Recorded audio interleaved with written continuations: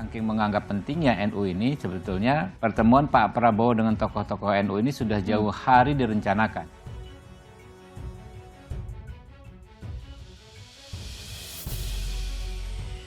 Atau Pak Prabowo sendiri berkeliling bertemu dengan tokoh-tokoh ulama yang ada di Jawa Timur.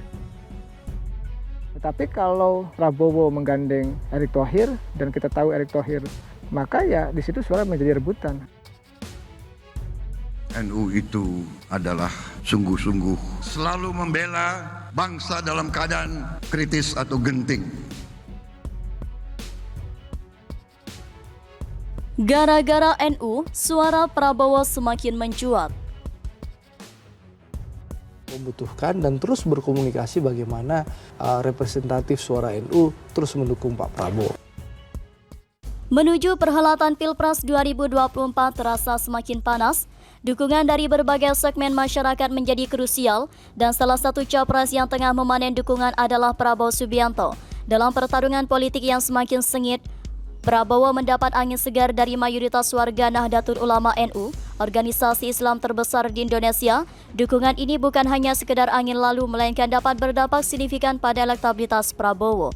Dalam sebuah survei terbaru yang dilakukan oleh Citra Publik Lingkaran Survei Indonesia LSI, Denny JA pada bulan Agustus 2023, terungkap bahwa Prabowo Subianto berhasil meraih dukungan yang signifikan dari kalangan NU dan Muhammadiyah. Survei ini berlangsung antara 1 hingga 8 Agustus 2023 dan menghasilkan data yang patut diperhitungkan terkait dukungan masyarakat terhadap capres potensial.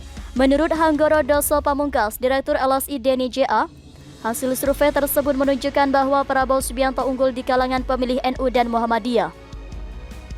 Dukungan ini menjadi modal berharga bagi Prabowo dalam persiapan menghadapi Pilpres 2024 yang semakin dekat. Hanggoro menjelaskan bahwa Prabowo lebih banyak mendapatkan dukungan dari NU dan Muhammadiyah dibandingkan dengan dua calon potensial lainnya, yakni Ganjar Pranowo dan Anies Baswedan. Dalam survei ini, Prabowo terbukti sebagai sosok yang paling dikenal di kalangan NU. Dengan 98% warga NU mengenalnya, di samping itu tingkat pengenalan Ganjar Pranowo di kalangan NU mencapai 85,9%, sedangkan Anies Baswedan mencatatkan angka 87,4%.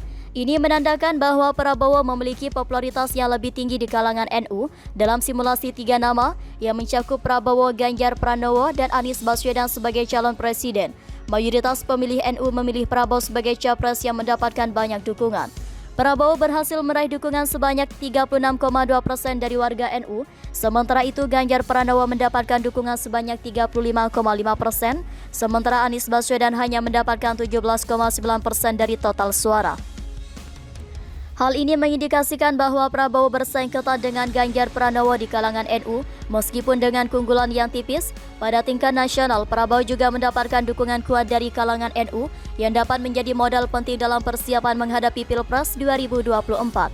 Namun, popularitas bukanlah satu-satunya faktor penentu. Prabowo juga mendapatkan keunggulan lainnya di kalangan NU, yaitu tingkat kesukaan yang tinggi. Menurut survei LSI Denny JA, Prabowo disukai oleh 79,4% kalangan NU, sedangkan Ganjar mendapatkan 79,2% dan Anies 72,4%. Ini menunjukkan bahwa Prabowo bukan hanya dikenal dengan baik tetapi juga disukai oleh mayoritas warga NU. Dukungan yang kuat dari NU menjadi aset berharga bagi Prabowo Subianto dalam persiapan menghadapi Pilpres 2024. Namun, apa yang menjadi faktor-faktor penentu di balik dukungan ini? Popularitas Prabowo di kalangan NU menjadi salah satu faktor kunci. Dalam survei yang dilakukan, 98% warga NU mengenal Prabowo. Angka ini mencerminkan tingkat pengenalan yang sangat tinggi di kalangan NU, yang tentu sangat menjadi modal besar dalam meraih dukungan. Selain dikenal dengan baik, Prabowo juga disukai oleh mayoritas warga NU.